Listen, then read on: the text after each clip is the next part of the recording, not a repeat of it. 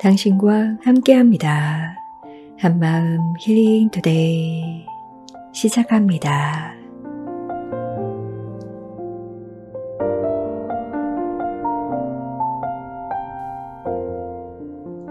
안녕하세요. 2023년 4월 19일 마음지기 전윤교회입니다. 여기는 온누리 교회 한마음 공동체 찬양 방송입니다.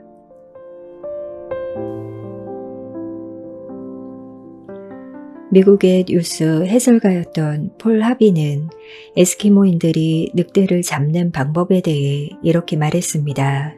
에스키모인들은 날카로운 칼날에 물개의 피를 묻혀 얼립니다. 여러 차례 얼리면 나중에는 얼어붙은 피 속에 칼날이 숨겨지게 됩니다. 그들이 이 얼음 덩어리를 칼날이 위쪽으로 올라오게 묻어두면 굶주린 늑대는 피 냄새를 맡고 와서 얼어있는 피를 핥게 됩니다. 늑대가 계속 핥아 먹다 보면 혀의 감각이 없어지고 열심히 그 피를 빨아먹는 동안 자기도 모르게 날카로운 칼날에 혀가 찢겨져 결국은 피가 나오는지도 모르고 그 피를 자기가 먹는 과정을 통해 죽게 됩니다. 이 이야기는 죄에 빠진 인간이 죄에 대한 감각이 없어진 채 죽음의 길로 가게 되는 것을 보여주고 있는데요. 성경은 하나님과 떨어져 사는 것을 죄라고 말하고 있습니다. 내가 뱉은 거친 말들, 내 마음 가득한 미움과 질투, 내 삶의 주인이 하나님이었나 나였나 저희에겐 이 묵상이 끊임없이 필요한 것 같습니다. 시편 51편에서 다윗은 그의 모든 죄악을 도말하여 달라고 주의 성령을 그에게서 거두지 마시고 구원의 즐거움을 회복시켜 달라고 하나님께 간절히 노래하고 있습니다. 죄에 대해 무뎌지지 않길 소원하며 다윗의 이 고백을 오늘 저희도 동일하게 할 수 있으면 좋겠습니다. 시편 51편 이 충주가 찬양합니다.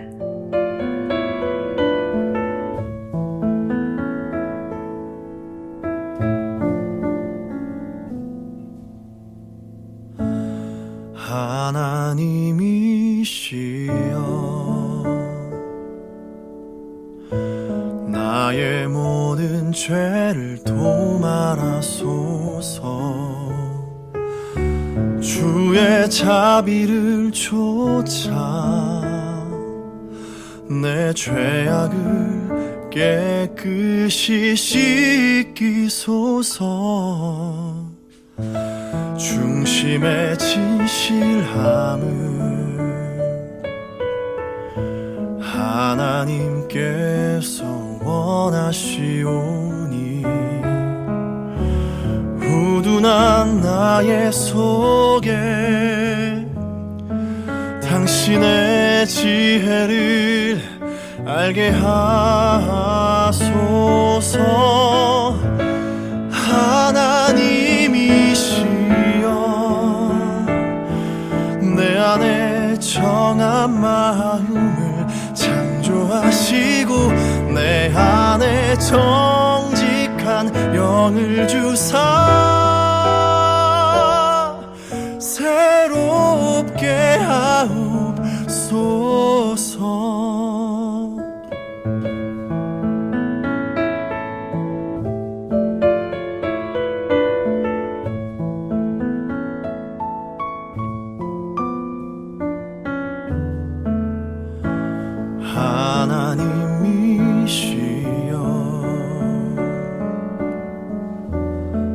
나의 모든 죄를 도말하소서 주의 자비를 좇아 내 죄악을 깨끗이 씻기소서 중심의 진실함을 하나님께서 원하시오니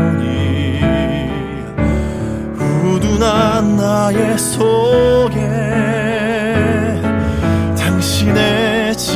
은혜를 알게 하소서. 하나님이시여 나를 우슬초로 정결케 하시고 주님의 구원의 즐거움을 내게 회복시키소서.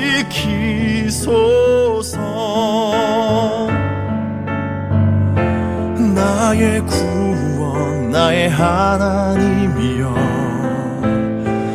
내 혀가 주의 의를 노래하리라. 주여 내 입술을 열어주소서. 내 입이 주를 찬송하며 전하리. 나의 주 하나님이시여 나를 우슬초로 정결케 하시고 주님의 구원의 즐거움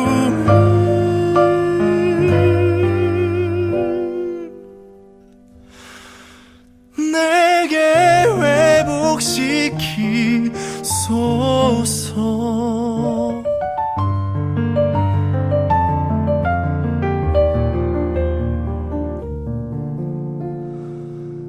내게 회복시키소서.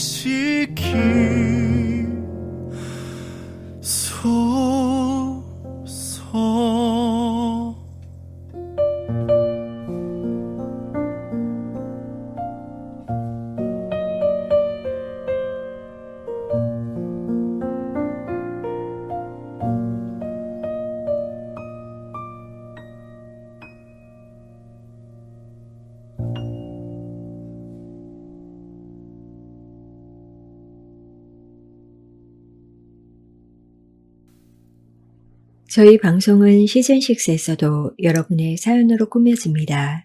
축하와 위로, 감사의 메시지 전해요. 에서는 축하 사연, 주변 분들을 위로하고 격려하는 사연, 그리고 크고 작은 감사의 이야기들, 한 주간의 힘든 마음도 나누실 수 있습니다. 주제가 있는 사연에서는 유튜브 아래 더보기란에 나오는 주제를 가지고 사연을 받고 있으니 그 주제와 관련된 이야기를 사연으로 보내주시면 소개해 드리도록 하겠습니다. 시즌6에서는 정민규 DJ의 책 읽어주는 남자 함께하고 있습니다. 매주 다른 책으로 수요일 밤 여러분을 찾아가고 있고요. 또한 정성민 전도사님의 정전도사의 육아 성찰 일기를 통해 하나님 아버지의 마음을 함께 알아가고 있죠. 오은규 목사님의 오 목사의 성경 바로잡기 코너도 격주로 준비되어 있습니다. 오늘은 오 목사님과 잠시 후 만나보도록 하겠습니다. 많이 참여해 주시고 함께하는 기쁨 누릴 수 있으면 좋겠습니다. 여러분의 많은 사연 기다리겠습니다. 힐링투데이는 모든 장애인과 행복하게 일하는 세상을 꿈꾸는 크리스찬 기업 히즈빈스와 함께합니다.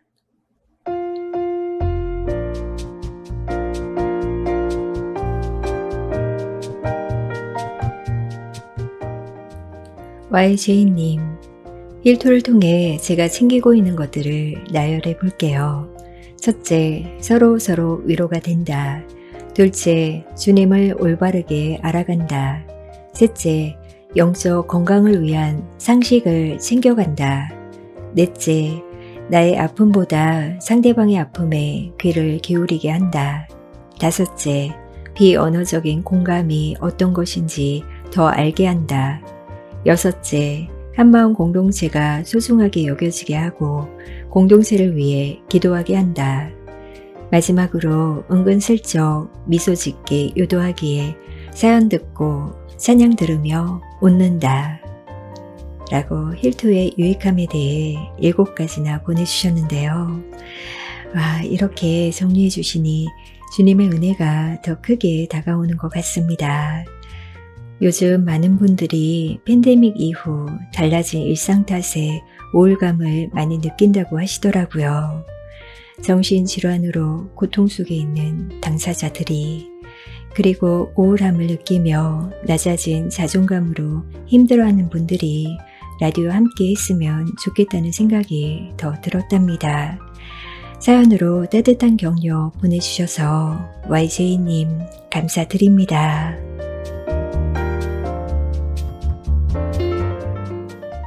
수수꽃다리님이 한마음으로 삼행시를 보내주셨는데요. 라디오 소개로 너무 좋아서 읽어드릴게요. 한 사람도 좋지만 두세 사람이 주님의 이름으로 모인 곳에 하나님이 함께 하신대요. 마음과 마음을 모아 우리 한마음으로 기도하며 함께 들어요. 음악과 사연으로 주님을 찬미하는 매주 수요일 밤 9시. 여기는 한마음 라디오 힐링투데이입니다.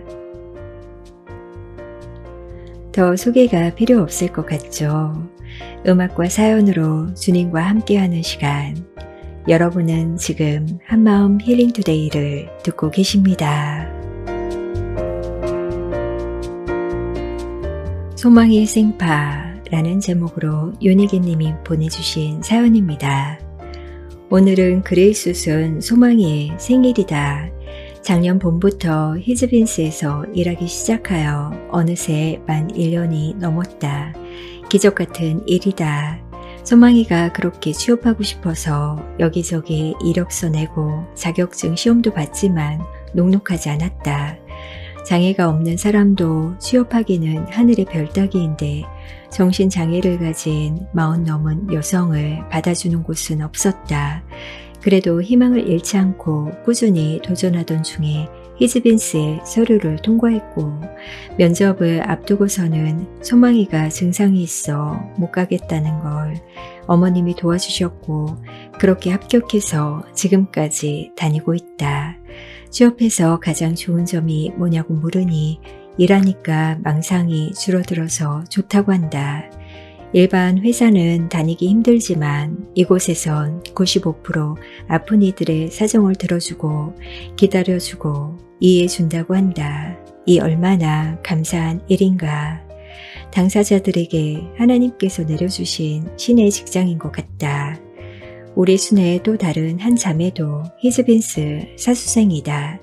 그동안 복지카드가 없어서 내리 3번이나 떨어졌지만 복지카드가 곧 나올 예정이라 4번째엔 꼭 합격하고 말리라.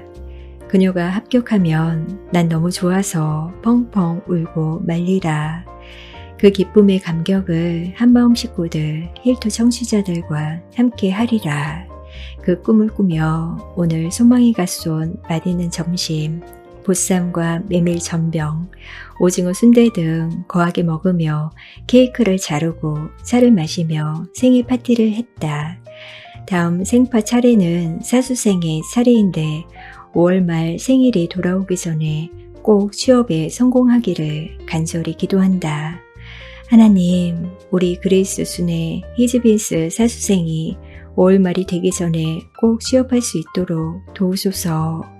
그리하여 하나님께는 영광이요 그 자매에겐 당당한 사회인으로 발돋움하게 하소서. 예수님의 이름으로 기도드립니다. 아멘. 윤희계 순장님의 간절한 바램을 하나님도 들으시고 흐뭇해하시지 않을까 싶어요. 소망이님이 취업 준비라는 터널을 지날 때 기도를 늦추지 않고 응원해 주셨던 순장님이 계셨기에 지금은 망상이 줄어드는 경험까지 하며 많은 것을 누릴 수 있는 거겠죠. 그레이스 순의 사수생 자매님의 고군분투 사회인 되기 역시 힐토가 함께 기도하며 응원하겠습니다. 좋은 소식 꼭 전해주세요. 요고90님이 사진과 함께 보내주신 사연입니다.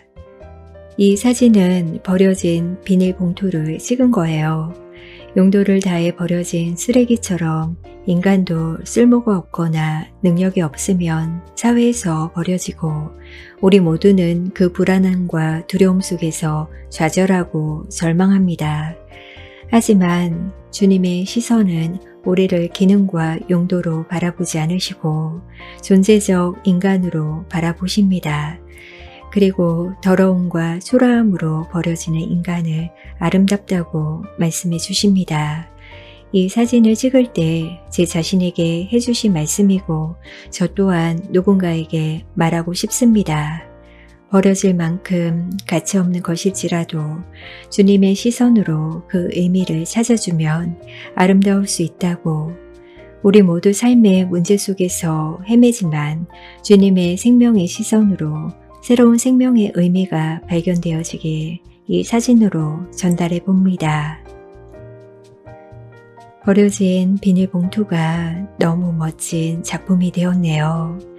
사연처럼 누구의 시선으로 보느냐에 따라 비닐봉투가 쓰레기가 되기도 하고 작품이 되기도 하는 것 같습니다. 주님의 시선이 우리를 비추실 때 우리 역시 버려진 존재가 아니라 회복의 역사를 경험한 존재로, 그래서 멋진 작품이 되어 살아갈 수 있겠죠. 주님의 시선, 예랑 워십의 찬양으로 함께 하겠습니다. 흐르는 시간이 한숨만 남기고 반복된 실패 속 지쳐갈 때 내 맘의 소망이 눈물 조각 될 때 내 곁에 다가와 부르시네.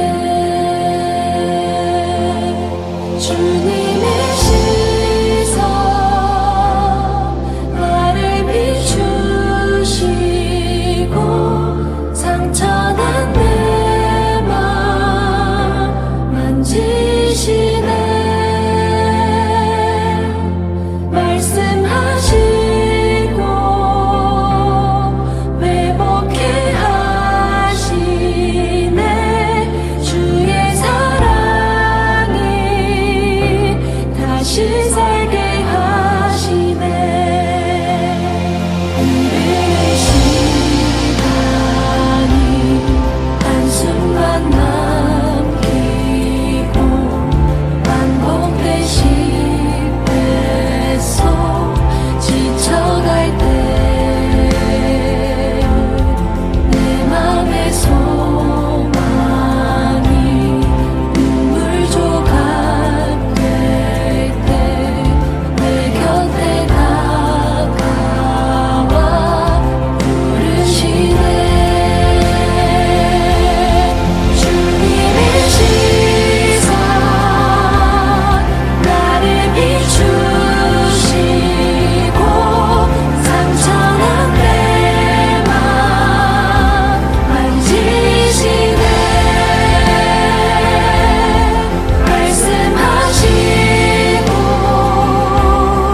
회복해 하시네. 주의 사랑이 다시 살게 하시네. 주님의 시선 나를 비추시고 상처난 내 맘 만지시네. 말씀하시고 회복해 하시네. 주의 사랑이 다시 살게 하시네.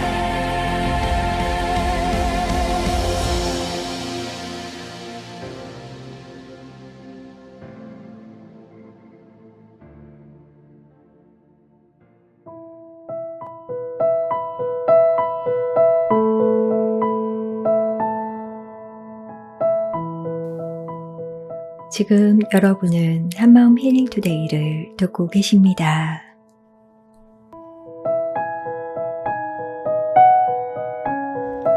안녕하세요. 책 읽어주는 남자 정민교입니다. 창세기 15장에서 아브라함이 여호와를 믿으니 여호와께서 이를 그의 의로 여기셨다라고 한 표현에서 옳다라는 것의 가장 중요한 핵심은 법적이거나 도덕적이기보다는 오히려 인격적인 것입니다. 우리는 신앙에 있어서 인격성으로 나아가지 못합니다. 개인적으로도 인격적이지 않고 하나님과의 관계도 자꾸 놓칩니다. 그것은 우리의 신앙이 전부 일에 있기 때문에 그렇습니다. 기도원에 가서 기도하고 내려왔는데 사람이 더 사나워졌습니다. 성경은 많이 읽었는데 눈빛이 부드럽지 않습니다. 종교적인 행사는 많이 하는데 하나님과 동행하고 있지는 않습니다. 그의 인격이 하나님과 결부되어 있지도 영향을 받지도 않습니다. 하나님 아버지를 본받는 형태의 변화가 없습니다. 예수를 믿는다는 것은 훨씬 더 본질적인 존재의 본질에 관한 문제입니다. 하나님을 닮고 하나님에게 묶이는 것입니다. 하나님의 뜻에 동화가 되며 하나님의 성품을 담는 그런 것들입니다. 히브리서 11장 8절에서 믿음으로 아브라함은 부르심을 받았을 때 순종하여 갈 바를 알지 못하고 나아갔다 라고 되어 있습니다. 여기서 믿음으로 아브라함이 부르심을 받았다는 표현은 수동의 뜻인데 영어로도 수동태입니다. 물론 헬라어도 수동태입니다. 그리고 믿음으로 라는 표현이 맨 앞에 놓여 강조되어 나타납니다. 그래서 그 믿음으로 라는 표현을 꼭 아브라함에게 갖다 붙일 수가 없습니다. 아브라함의 전체 이야기에 비추어 보면 그때 아브라함은 믿음이 없었던 것으로 보입니다. 그래서 하나님이 아브라함을 믿음으로 꺼냈다는 것입니다. 아브라함은 하나님이 누구인지도 전혀 모른 채 끌려 나왔다고 해야 맞습니다. 그런데 우리는 믿음을 자꾸 조건과 수단으로 보는 까닭에 내가 하나님을 믿으니까 하나님이 나를 불러냈다 라고 우기게 됩니다. 믿음이란 이해관계의 법칙이 아닙니다. 예수를 믿음으로 의롭다함을 얻는 자 되었느니라 고 한 표현에서 믿음은 우리에게 요구하는 책임이 아닙니다. 조건과 원인도 아니었습니다. 하나님이 우리에게 구원을 베푸시는 하나님의 은혜와 선물의 방법이었습니다. 하나님이 우리에게 은혜를 베풀고 긍휼을 베푼다는 것은 이미 하나님이 인격자로 계시면서 우리를 인격자로 대접하신다는 뜻입니다. 그리하여 용서와 은혜와 선물이 가능하게 됩니다. 그래서 창세기 12장에 기록된 대로 아브라함이 본토 친척 아버지 집을 떠나오는 사건을 말할 때는 의롭다는 표현이 없습니다. 그러나 창세기 15장에 와서 아브라함이 하나님을 믿음에 그때서야 비로소 이를 그의 의로 여기셨다고 하는 이야기가 나오게 됩니다. 그렇게 의로 여김을 받은 후에도 다시 17장에서 하갈을 통해 이스마엘을 낳는 사건이 있는 것입니다. 이처럼 믿음의 관계라는 것은 그렇게 한 번으로 끝나는 것이 아닙니다. 더 깊어지고 더 쌓아가야 하는 것입니다. 하나님께서 아브라함의 생애 전체에 걸쳐서 간섭하시고 그를 인도하시고 개입하사 아브라함의 믿음을 키우십니다. 그리하여 창세기 22장에 100세에 난 아들을 바치는 자리에까지 이르게 되는 것입니다. 믿음 자체는 신자된 자가 갖는 신앙 내용의 가장 중요한 본질을 설명하는 것입니다. 믿음이란 우리의 전 영혼이 인격을 동원한 하나님과의 교제요, 결합이요, 순종이요, 사랑이요, 열심입니다. 이것을 믿음이라고 합니다. 믿음이 좋다는 것은 이 하나님을 모시고 있는 내용에 대하여 그가 얼마만큼 아느냐의 싸움일 것입니다. 우리는 마땅히 하나님을 구실이나 조건으로 삼으려 하지 말아야 합니다. 하나님을 신앙이라는 이름으로 얼검해서 하나님 이외의 것을 얻어내는데 써먹으려 하지 말아야 합니다. 하나님을 사랑하며 하나님을 기뻐하며 하나님께 감사해야 합니다. 박영선 목사의 믿음의 본질에서 발췌했습니다. 펴낸 곳 묵은 검입니다.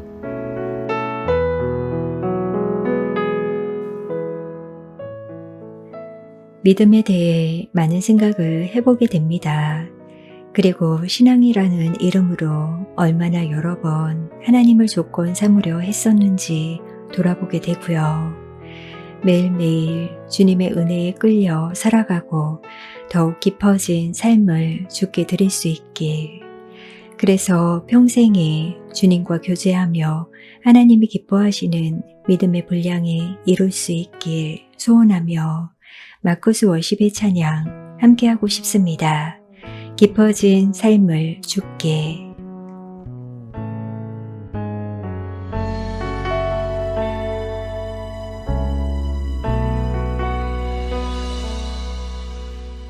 은혜로 날 보듬으시고 사랑으로 품어주셔도 내 마음 한 자락도 지키지 못하는 이 모습 부끄럽습니다. 따스한 곁을 내어주신 주님 앞에 나갑니다. 표현 못할 긍휼로 나를 붙드시는 주 이름만 바라봅니다. 매일 마주한 슬픔을 견뎌나가며 주 예수의 마음을 닮아가네. 두려운 걸음마다 주가 동행하니 주 의지하며 오늘을 걷네. 주의 신실한 소망을 깊이 담으며 주 예수의 풍요를 채워가네.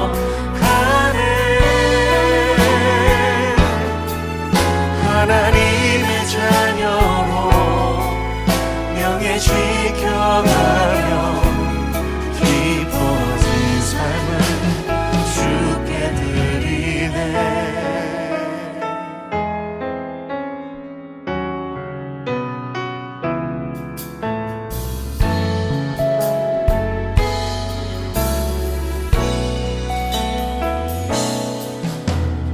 따스한 곁을 내어주신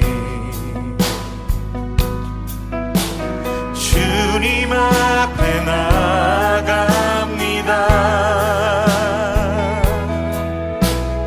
표현 못할 긍휼로 나를 붙드시는 주 이름만 바라봅니다. 매일 마주한 슬픔을 견뎌나가며 주 예수의 마음을 닮아가네. 두려운 걸음마다 주가 동행하니 주 의지하며 오늘을 걷네.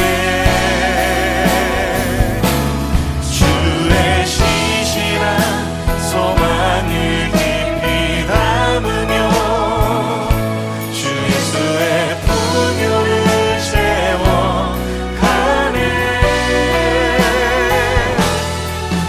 하나님의 자녀로 명예 지켜가며 깊어진 삶을 주께 드리네. 매일 마주한 슬픔을 견뎌나가며 주 예수의 마음을 닮아가네.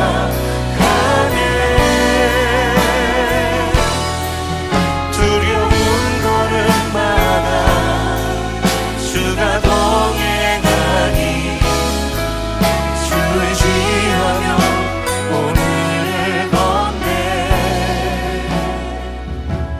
주의 신실한 소망을 깊이 담으며 주 예수의 풍요를 채워가네.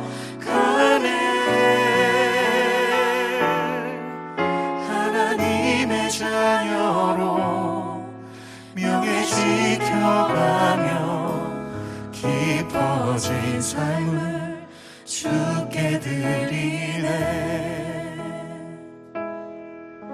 하나님의 자녀로 명예 지켜가며 깊어진 삶을 주께 드리네.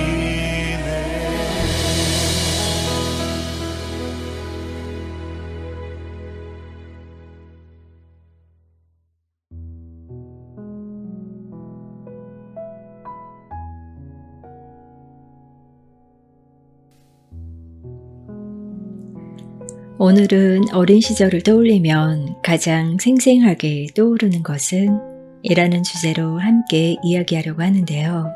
첫 번째 사연입니다. 아침 등굣길, 소복 기사인 눈길을 걸었던 기억이 납니다. 아무도 걷지 않았기에 한 걸음 한 걸음 옮길 때마다 뽀드득 뽀드득 거렸었죠.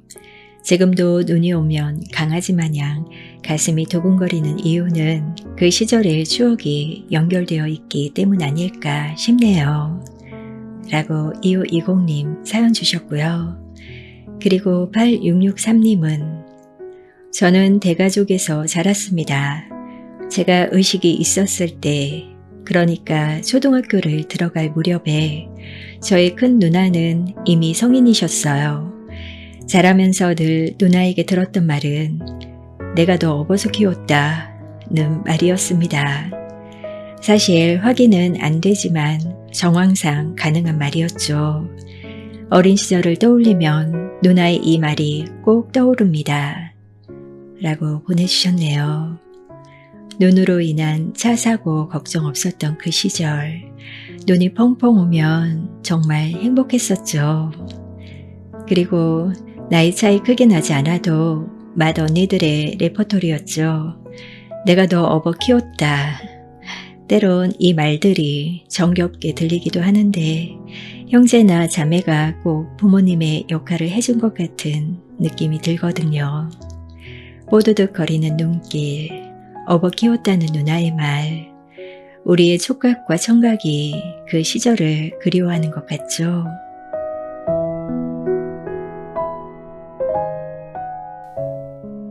4462님, 나는 호기심이 참 많았다. 한 지붕 밑에 여러 세대가 살던 그때 아이들끼리 놀이는 그야말로 엄청난 재미와 호기심을 자극하는 일들이 많았었다. 어른들 몰래 뽑기를 한다고 국자를 다 망쳐놓고 시치미를 떼기도 하고, 어른들 옷을 입고 미스코리아 흉내도 내고 공기놀이도 했었다. 그러던 어느 날 옆집 담을 넘어간다고 올라갔다가 연탄 화로를 밟고 그만 떨어지면서 무릎에 화상을 크게 입었었다. 어른들에게 혼날까봐 말도 못하고 끙끙대다가 병원도 못 가고 흉터가 크게 남았다. 그래도 뭐가 좋다고 깔깔거리며 웃고 다녔는지 그때를 생각하면 그래도 행복했던 것 같다.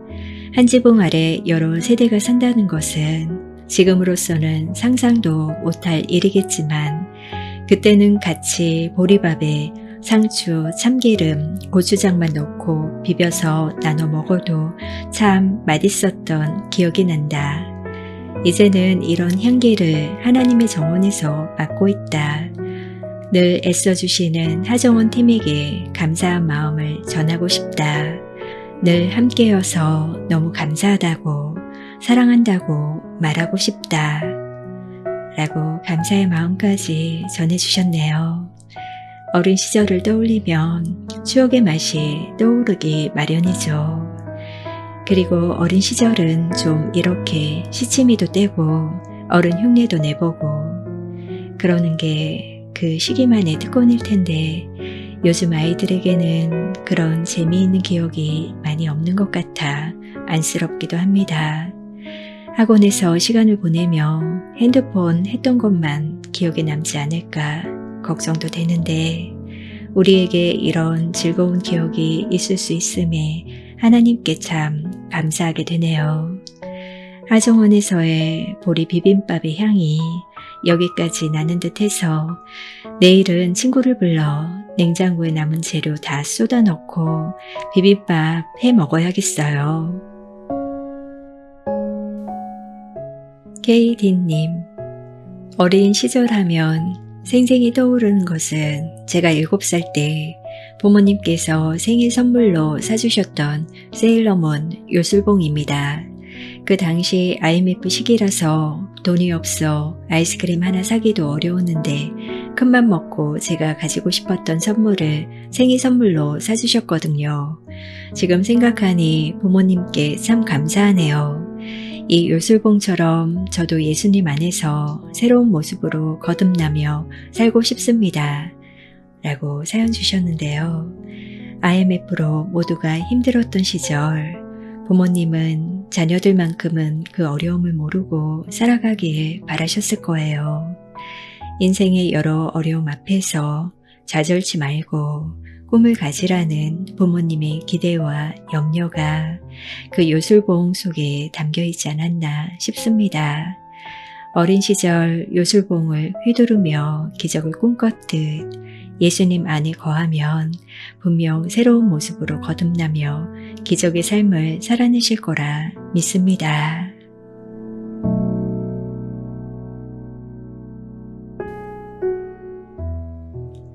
4268님, 어린 시절 떠올리면 그 시절 저에겐 책상이 하나 있었어요. 어느 날 학교 끝나고 집에 돌아왔는데 한 여학생이 그 책상 앞에 앉아서 저를 기다리고 있었고요. 그 친구와 저는 책상에 앉아 공부도 하고 그렇게 친해지면서 대학교 3, 4학년까지 친한 친구로 지냈습니다. 그런데 어느 날 그 여자친구의 결혼 소식을 듣게 되었고 저는 그 친구와 함께했던 책상에서 엉엉 울었습니다. 그 이후로 그 책상은 그냥 나무로 만든 책상에 불과하게 되었지요. 라고 책상에 얽힌 사연을 보내주셨네요. 소중한 장소, 애착하는 물건은 함께했던 사람으로 인해 더 의미가 있을 텐데요.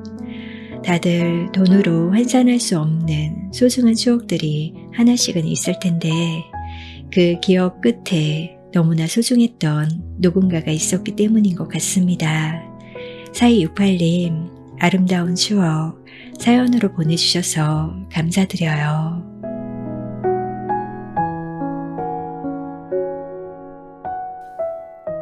오제이님, 저는 어린 시절 서울 서대문구 봉온동에서 살았습니다. 서울이긴 하지만 시골 같은 동네였어요.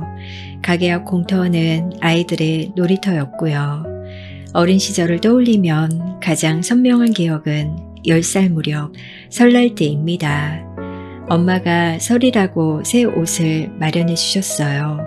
그 옷을 입고 친구들과 고무줄을 하고 있었는데 선자라는 친구가 앞으로 곤두박질 치면서 친구의 발이 제 옷 주머니에 들어가 찢어지고 말았어요.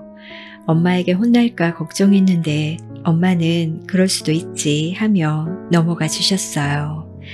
지금도 선자랑 만나면 그때 그 이야기를 하곤 한답니다. 라고 하셨는데요. 새 옷이 더럽혀지면 혼나기 마련인데 그럴 수도 있지 라는 어머님의 말씀이 어린 마음에 얼마나 위로가 되었을까 싶어요. 새 옷을 자랑하고픈 오제이님의 마음을 어머님은 아셨던 거겠죠. 7711님도 옷에 관한 기억을 사연으로 보내주셨는데요. 초등학교 때 점심시간마다 운동장에 나가 친구들과 뛰어놀았습니다. 특히 노래를 불러가며 두 줄의 고무줄을 다리로 감았다 폈다 하며 뛰어놀던 것이 생각납니다. 제가 다니던 학교는 초중고가 함께 있었는데 제가 초등학생일 때 언니는 중학생이었어요. 언니 옷이 이뻐서 몰래 입고 학교에 갔는데 점심때 뛰어놀다가 언니에게 발견되어 혼났던 기억이 납니다. 아이고, 언니분에게 현장에서 잡히셨군요. 언니 옷 몰래 입고 나가면 꼭 걸리는 건 무슨 법칙 같죠. 40대가 넘으신 분들은 공감하실 텐데요. 어릴 적 고무줄 하나만으로도 깔깔거리고 이런저런 규칙도 만들어 놀고 그리고 좋아하는 마음을 고무줄 끊는 것으로 표현하는 그런 남자아이들이 꼭 있었죠. 그러면 잘 놀다가도 엉엉 울고 그땐 그렇게 심각했는데 지금은 아름다운 추억이 되어버렸습니다. 지금 옷장엔 설날 새 옷도 언니 옷도 없지만 지금의 나와 가장 잘 어울리는 옷들로 세상을 살아가고 있음에 이 또한 참 감사한 것 같습니다.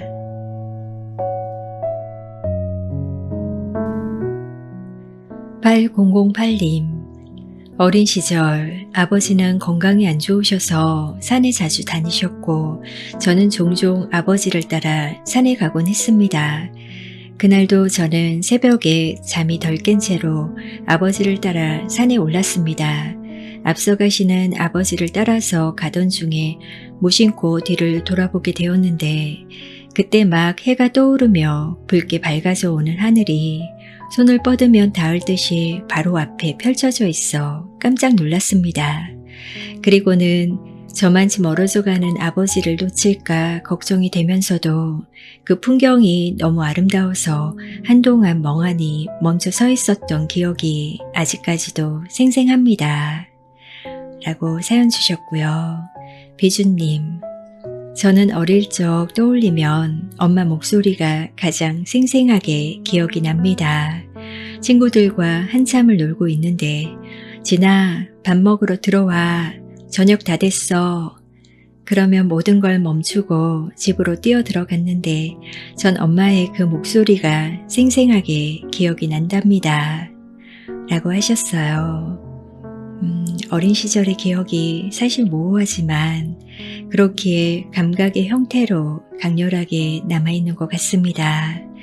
떠오르는 붉은 해의 아우라가 8008님의 눈에 남아서 아침에 태양을 볼 때마다 창조주 하나님을 기억하고 감사하지 않으셨을까 싶어요. 그리고 밥할 걱정 없이 돈 벌 걱정 없이 부모님이 우리를 온전히 지원해 주셨던 그 시절이 있었기에 지금 비주님은 또 누군가의 부모가 되어 친구가 되어 아름다운 추억을 선물할 수 있는 존재로 살아가는 것 아닐까요?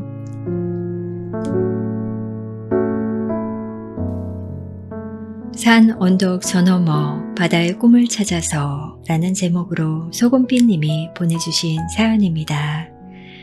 제가 유년과 소녀 시절을 보낸 옛집은 산자락을 따스한 목도리처럼 두르고 있었습니다. 어린 시절 산으로 오르는 계단 위에서 소꿉놀이를 하다 시들해지면 아이들과 헉헉대며 뒷동산에 올랐지요. 산꼭대기 맨 위에 다다르면 거기 둥글게 솟은 바위가 있었습니다.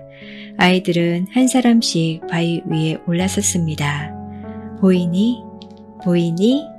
바위 위에 깨금발을 하고 서면 아이들의 보이니 하는 제잘거림과 함께 시올이나 떨어져 있는 바다가 한눈에 들어왔습니다. 산 위에서 보는 수평선, 파스텔톤의 감청색 바다는 참으로 신비로웠습니다. 멀리서 둥둥둥 북을 치며 파도가 밀려 들어오는 듯 어린 가슴이 설레었지요. 아주 오래전에 고향을 떠났지만 산 숲에서 보던 바다는 언제부턴가 제 가슴 속에 들어와 출렁입니다. 길은 해변의 벼랑 끝에서 끊기는 게 아니라 훌쩍 먼 바다를 건너기도 한다는 어느 시인의 노래처럼 파도는 제 가슴 속에서 쉼없이 출렁이며 수평선 넘어 먼 세상을 향해 떠나보라 부축입니다. 그래서 저는 바닷속 푸른 해초들처럼 싱싱하게 살아있는 이야기를 찾아 미지의 바다로 나아가지요.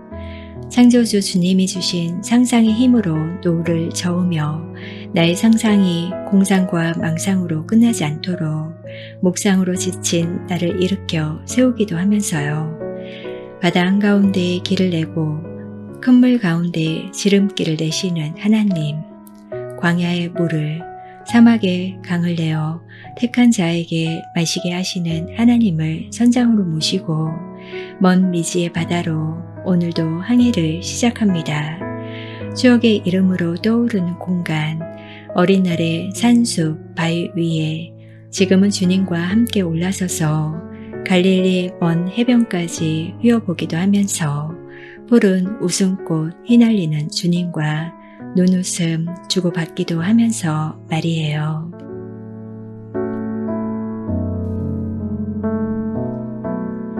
어린 시절 추억을 느껴볼 수 있는 따뜻한 에세이 같죠. 아이들 목소리를 품고 있는 아름다운 자연, 세상을 향해 떠나는 멋진 항해, 그리고 이사야 43장의 고백, 너무나 아름답습니다.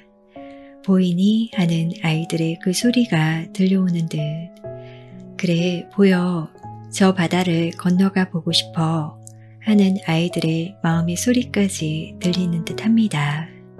언덕을 떠나 창파에 배 띄워 하나님을 선장으로 모시고 내 주 예수 은혜의 바다로 마음껏 저어가는 저희 인생이 되길 소원하며 바다로 홀리원이 찬양합니다.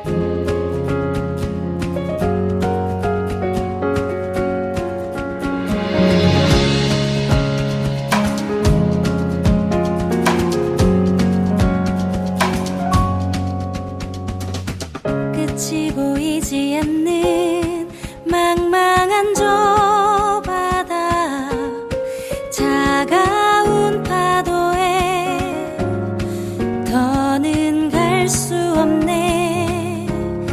그러나 나의 주 하나님 크신 은혜는 저 큰 바다보다 넓고 깊어. 언덕을 떠나서 창파에 배 띄워 내 주 예수 은혜의 바다로 내 맘껏 져가라.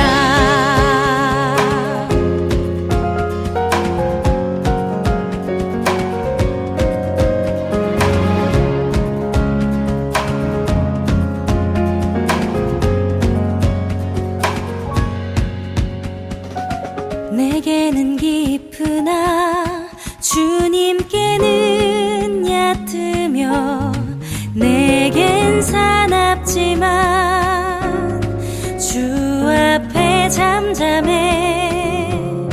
저 바다 속으로 주저앉고 들어가 보리. 주의 강한 손이 날 이끄시니. 언덕을 떠나서 창파에 배 띄워 내 주 예수 은혜의 바다로 내 맘껏 져가라. 언덕을 떠나서 창파에 배 띄워 내 주 예수 은혜의 바다로 내 맘껏 져가라.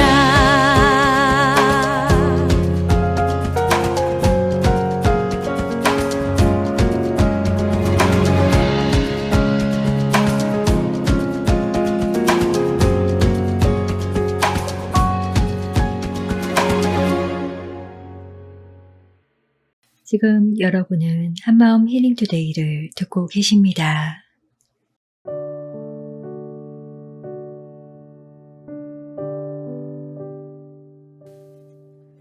오늘은 오은교 목사님께서 오 목사의 성경 바로잡기로 저희와 함께 해주십니다. 저희가 맥락을 모르고 사용했던 성경의 말씀들을 바로잡아 주실 텐데요. 오 목사님 만나볼까요? 할렐루야! 힐링투데이 애청자 여러분, 오늘은 여러분들과 함께 시편 127편 1절부터 2절 말씀을 가지고 오목사의 성경 바로잡기를 한번 시작해보고자 합니다. 여호와께서 집을 세우지 아니하시면 세우는 자의 수고가 헛되며 여호와께서 성을 지키지 아니하시면 파수꾼에 깨어 있음이 헛되도다. 너희가 일찍이 일어나고 늦게 누우며 수고의 떡을 먹음이 헛되도다. 그러므로 여호와께서 그의 사랑하시는 자에게는 잠을 주시는도다. 아멘. 사랑하는 자에게 잠을 주시는가? 라는 제목으로 잠깐 말씀을 나누겠습니다. 예배 시간에 졸거나 수업 시간에 조는 분들 중에서 그들의 졸음을 성경에서 정당화시켜 준다고 주장하는 말씀이 있습니다. 바로 오늘 말씀에 나오는 여호와께서 그의 사랑하시는 자에게 잠을 주시는도다 라고 하는 구절입니다. 우스갯소리로 목사님들께서는 또한 이 구절을 가지고 불면증에 걸렸거나 잠을 자지 못하는 분들에게 하나님께서 사랑하는 자에게 잠을 주시는데 성도님께 잠을 주실 줄 믿습니다 라고 말씀하는 경우를 가끔 봅니다. 과연 이 말씀의 구절은 정말 하나님께서 사랑하는 사람에게 잠을 준다는 의미를 가지고 있을까요? 물론 이 구절의 의미를 떠나 하나님을 사랑하고 사모하는 이들 중에 잠을 자지 못해 하나님께 간절하게 잠을 청하는 기도를 할 경우 그 기도가 응답되지 않을 이유는 없습니다. 하나님께서 축복으로 잠을 주실 수도 있습니다. 그러나 오늘 살펴보고자 하는 이 본문은 과연 그러한 뜻으로 해석할 수 있는지 한번 살펴보고자 합니다. 이 구절은 1, 2절 전체 내용을 문맥을 통해 읽을 때 정확하게 해석하고 이해할 수 있습니다. 오늘 읽은 말씀은 1, 2절의 결론으로 제시한 내용입니다. 그래서 접속사 그러므로가 있습니다. 앞에 있는 내용을 먼저 설명하고 바로 그런 이유로 인해서 이런 결과가 나온다는 것을 말하고 있습니다. 그렇다고 하면 127편 1절과 2절 상반절의 내용이 무엇입니까? 그것은 한 집을 세우는 데 있어서 하나님께서 도와주시지 않으면 그 집을 세울 수 없다는 내용입니다. 뿐만 아니라 성을 지키는 파수꾼이 있는데 그가 아무리 열심히 지켜도 하나님께서 지키지 않으면 그가 깨어있는 것이 별로 의미가 없다는 말입니다. 그래서 2절에 보면 우리가 집을 세우고 성을 지키기 위해서 혹은 생계를 유지하고 큰 일을 하기 위해서 아침 일찍 일어나고 늦게까지 수고할지라도 하나님께서 도와주시지 않으면 생계를 유지하는 것이 쉽지 않다고 말합니다. 1절과 2절을 종합해 보면 우리가 살아가는 삶 가운데 공동체로서의 집을 짓는 것도 성을 지키는 것도 먹고 살기 위해 열심히 아침과 저녁으로 늦게까지 일할지라도 하나님께서 지켜주시고 도와주셔야만 복을 받을 수 있다는 내용입니다. 그리고 이런 내용의 결말로 하나님께서 사랑하는 자에게 잠을 주신다는 내용입니다.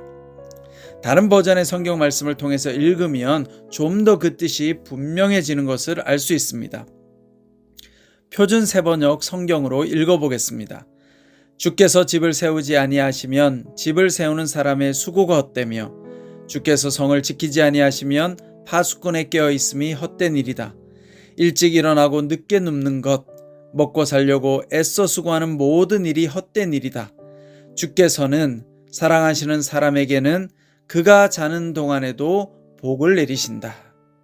따라서 사랑하는 자에게 잠을 주신다는 말씀의 뜻은 단순하게 하나님께서 사랑하는 사람에게 잠을 많이 주셔서 잠을 잘 잔다는 의미가 아니라 이른 아침부터 일찍 일어나서 늦은 시간까지 일을 하고 살아도 하나님의 은혜가 없으면 복이 임하지 않으며 비록 그가 힘들어 누워 자고 있을지라도 하나님의 말씀에 순종하는 사람에게는 그가 자고 있는 동안에도 그의 삶 가운데 복을 내려주신다는 말씀입니다.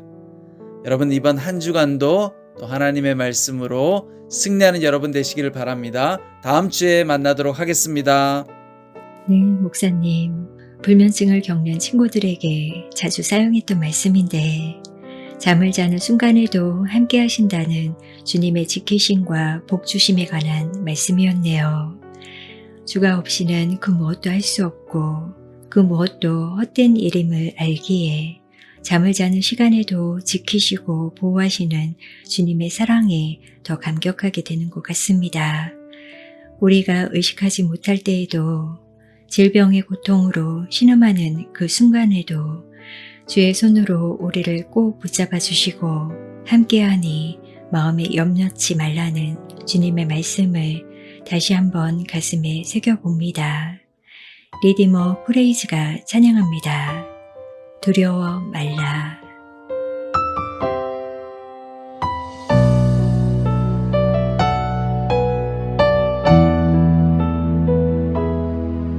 두려워 말라 너와 함께 함이니 놀라지 말라 나는 내 하나님 됨이니 무서워 말라 내가 널 도와주리니 너는 마음에 염려치 말라 두려워 말라 너와 함께 함이니 놀라지 말라 나는 내 하나님 됨이니 무서워 말라 내가 널 도와주리니 너는 마음에 염려치 말라 내가 너를 굳세게 하리라 내 손으로 너를 꼭 붙잡아 주리라 내가 너를 의롭게 함이니 너는 마음에 염려치 말라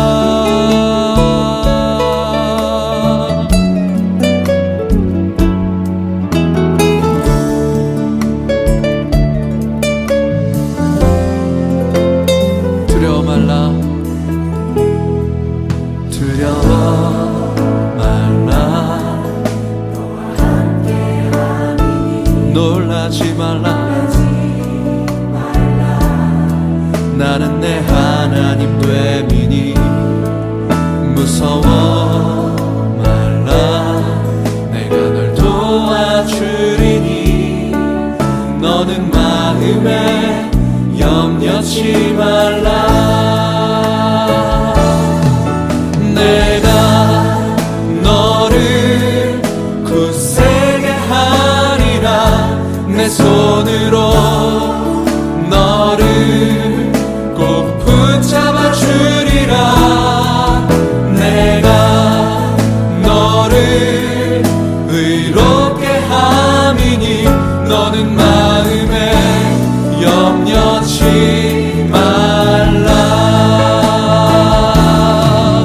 내가 너를 굳세게 하리라 내 손으로 너를 꼭 붙잡아 주리라 내가 너를 의롭게 함이니 너는 마음에 염려치 말라 나는 너의 하나님이라 나는 너의 하나님이라 하늘을 지은 창조주라 땅의 소산을 베푸는 자 나는 여호와니라 나의 의로 부름 받는 자 나의 찬송을 부르는 자 너는 두려워 말라 내가 너를 굳세게 하리라 내 손으로 너를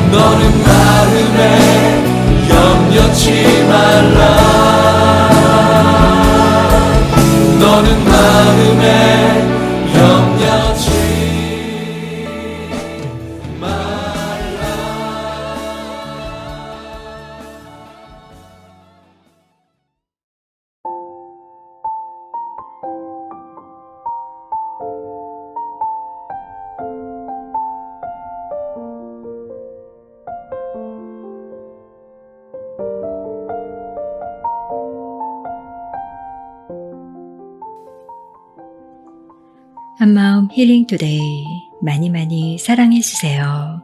구독과 좋아요 눌러주시고 알림 설정까지 꼭 해주세요. 매주 수요일 9시에 여러분을 찾아갑니다.